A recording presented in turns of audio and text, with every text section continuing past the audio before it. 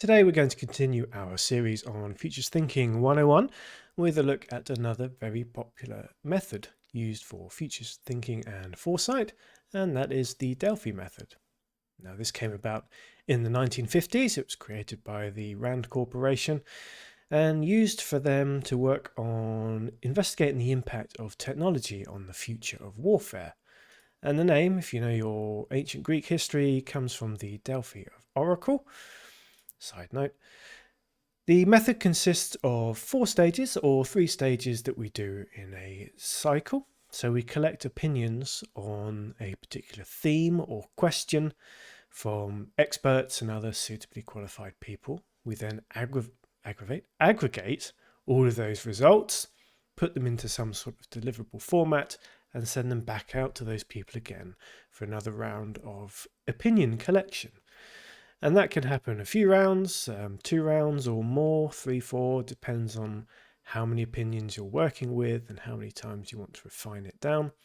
But ultimately you end up with a set of opinions and hopefully some sort of consensus on what the future is likely to be for this particular theme or question that you are looking to address.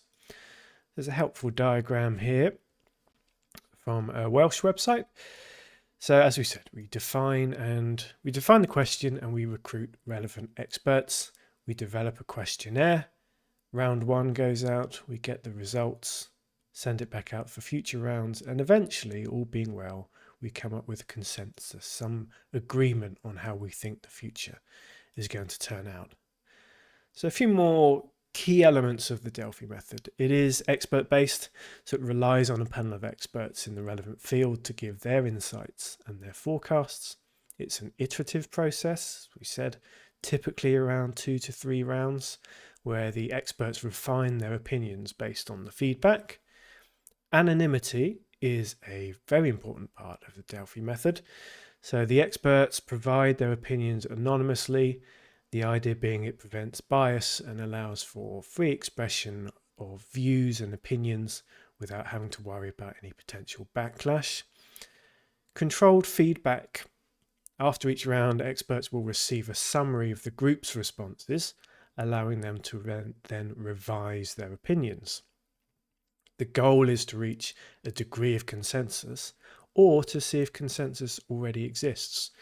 So, for example, you might put out a questionnaire about the future of solar panels, for example, and you get your first round of interview questionnaire answers back, and everyone agrees on the same premises. So you could then continue to refine through future rounds, but probably you will wrap it up there and consider that the general expert view on this particular matter is fairly aligned. And whether that's positive or negative, you can then dive into with other techniques to explore.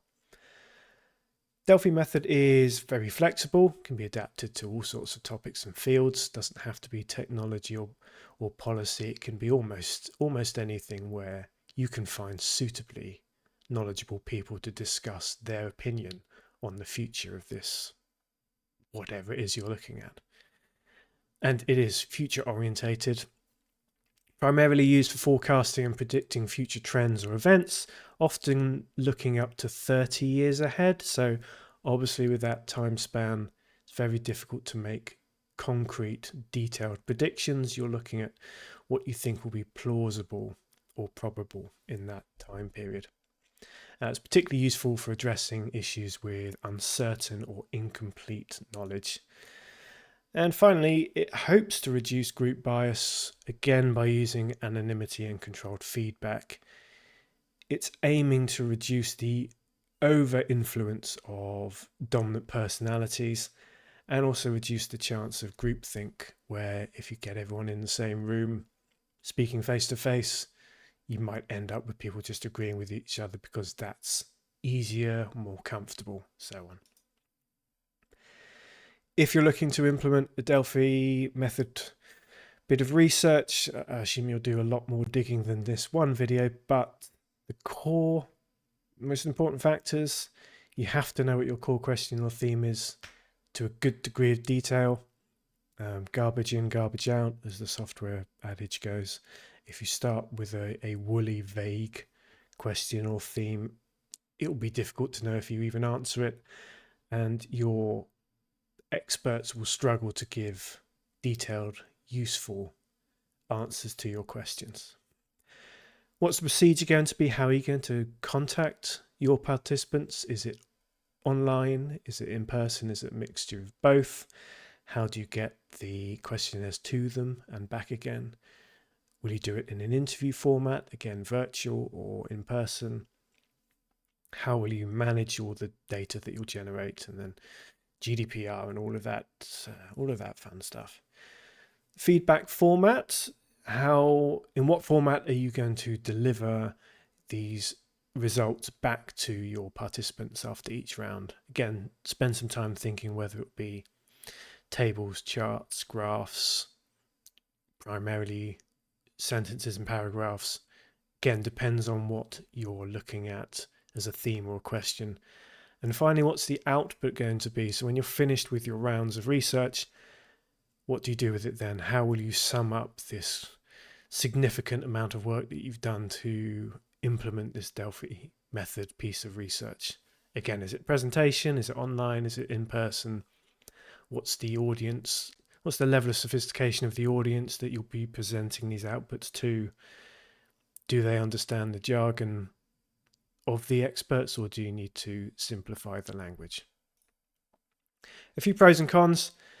It is an excellent system. It's the reason why it's a very popular one and continues to be used 70 years after its creation. The structure is robust. It is difficult to implement well because of the resource intensity of the method. It's a lot of hours involved, a lot of logistics to make it happen, finding willing participants who can dedicate a significant amount of time to give you the quality that you need for a good piece of research. Pro, you can find out very quickly if there is already a consensus. A con is you might reach a consensus at the end of several rounds, but that consensus might have been influenced, or almost certainly will have been influenced, by the natural path of the Delphi method. So round one, you may have all sorts of wonderful ideas coming from people. When it's categorized, tabularized, and refined, people have less scope to be creative with their answers, and it's more focused by the previous round's data. So after several rounds, you may end up funneled down to a consensus that seems fairly organic, but actually has been significantly influenced by the way that the research has been carried out using the Delphi principles. You do get excellent output if you spend the time to run the research properly. Usable, actionable information. Downside being the data can look very impressive and it can be taken as fact. So with all your tables and your graphs and your grand consensus among experts, it's easy to look at that from some people to take that as this is a guarantee of what the future holds. And of course, particularly when you're looking 5, 10, 30 years into the future, there are definitely no guarantees.